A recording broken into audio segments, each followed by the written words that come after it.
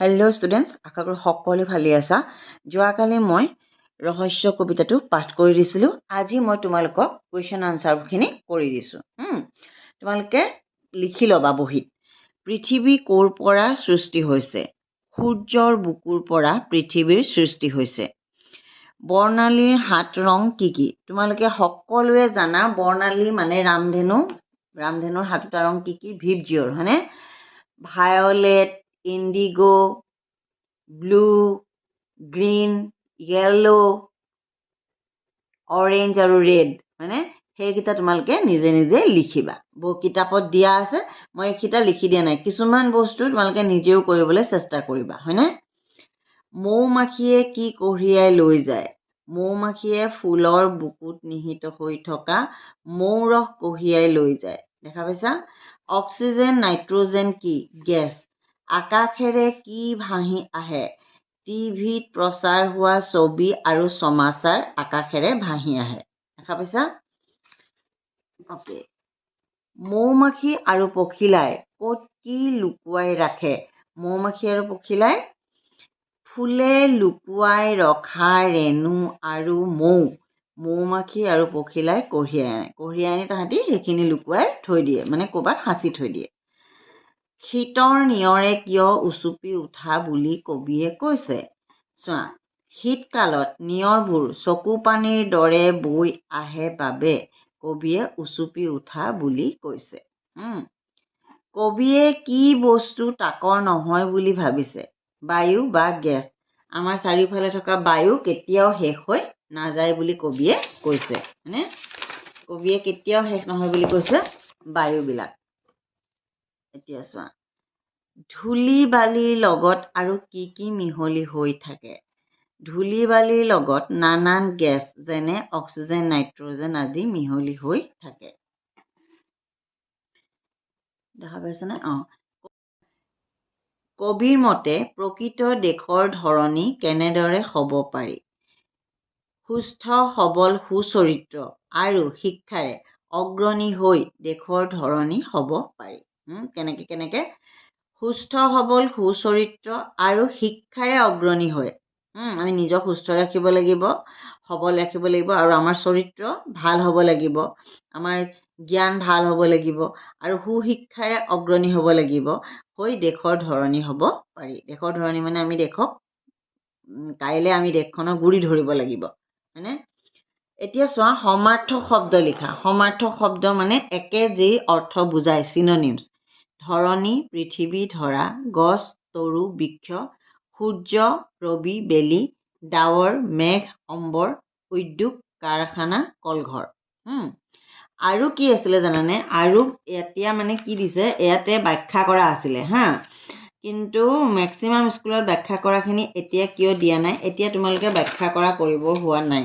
এয়া যোৱা, এয়া ব্যাখ্যা কৰাটো কেনেকৈ লিখে চোৱা। ব্যাখ্যা কৰা আহিছে এই বুকত ব্যাখ্যা কৰা আহিছে। সূৰ্যৰ বুকুৰ পৰা ডেছ ৰিমঝিম বৃষ্টি, ৰেডিঅ' ইণ্টাৰনেট ছবি সমাচাৰ। এতিয়া মই তোমাক এটা কথা কওঁ, ব্যাখ্যা কৰাখিনি মই স্কুলত কৰোৱা নাই। এতিয়া তাৰমানে আমাৰ যিখিনি আছে 7ত ব্যাখ্যা কৰিবলৈ দিয়া নাই। তথাপিও কিছুমান স্কুলত দিবও পাৰে, বিশেষকৈ অসমীয়া মিডিয়াম স্কুল কিছুমানত ব্যাখ্যা কৰা দিছে। মানে চেবাৰ যিবিলাক স্কুল ব্যাখ্যা কৰা দিছে বুলি মই শুনিছোঁ। কেনেকৈ লিখিবা, ইয়াতে ব্যাখ্যা কৰোঁতে কেনেকৈ লিখিব লাগে এটা দেখাই দিছে। ব্যাখ্যা আলোচনা কৰোঁ। ইয়াৰ পৰা পানী প্ৰবল সোঁতে ৰাখিছে বিদ্যুৎ, অশৰীৰী বিদ্যুতেৰে চলিছে উদ্যোগ। এনেকুৱা যদি দি দিয়ে তেতিয়া কি লিখিবা?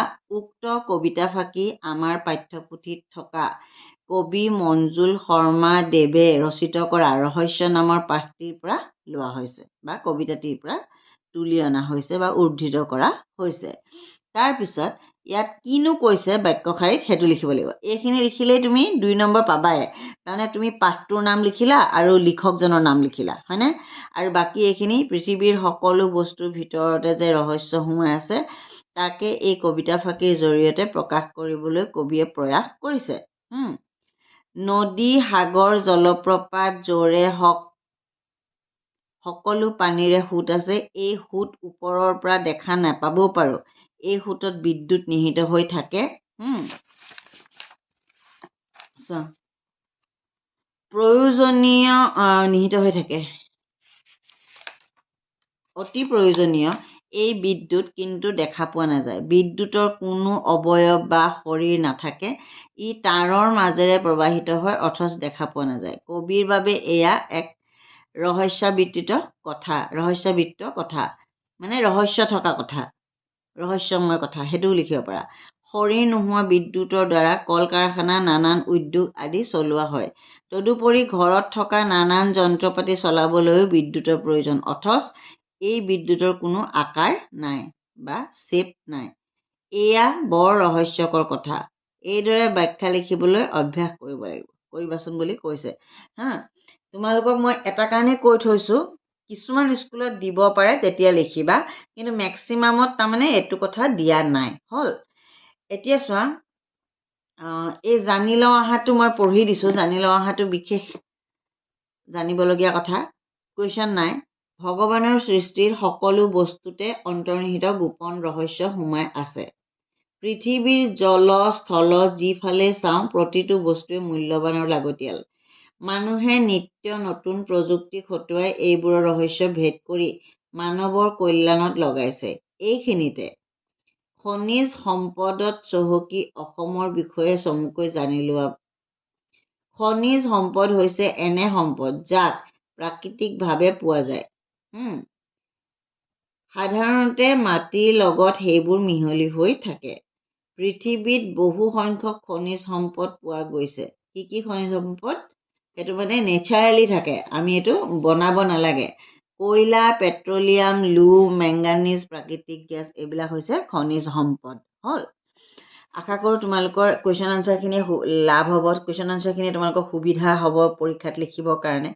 তোমালোকে মই দিয়া কুৱেশ্যন আনচাৰখিনি বহী এখনত তুলি থবা, আৰু লেচনটো মই যিহেতু পাঠ কৰি দিছোঁ আগৰ ভিডিঅ'টোত, তোমালোকে লেচনটো ভিডিঅ'টো লগাই লগাই পাঠ কৰিবা। যিমানে তোমালোকে পঢ়িবা সিমানে উচ্চাৰণ শুদ্ধ হ'ব। উচ্চাৰণ শুদ্ধ হ'লে তোমালোকৰ বানান শুদ্ধ হ'ব। আশা কৰোঁ ভিডিঅ'টো ভাল লাগিলে, যদি ভাল লাগিলে লাইক এটা কৰিবা, আৰু যিসকলে প্ৰথম ভিডিঅ'টো চাইছে, প্ৰথম মানে চেনেলটোলৈ আহিছে, প্লিজ চেনেলটো ছাবস্ক্ৰাইব কৰি দিবলৈ নাপাহৰিব।